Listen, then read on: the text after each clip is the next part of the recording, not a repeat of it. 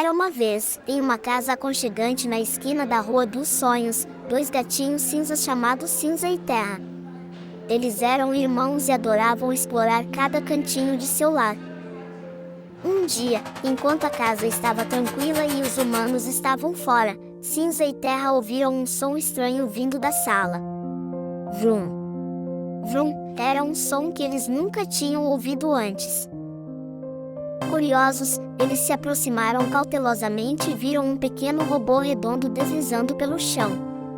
Olá, eu sou Chico, o aspirador robô da casa, disse o robô com uma voz eletrônica amigável. Cinza, o mais aventureiro dos dois, pulou em cima de Chico, fazendo o robô girar em círculos. Terra, um pouco mais tímida, observava de longe, mas logo se juntou à brincadeira.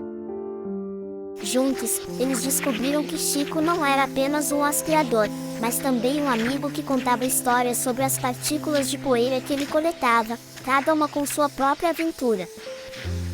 E assim, Cinza e Terra passaram o dia ouvindo as histórias de Chico, aprendendo sobre o mundo além de sua casa e sonhando com as aventuras que ainda viveriam.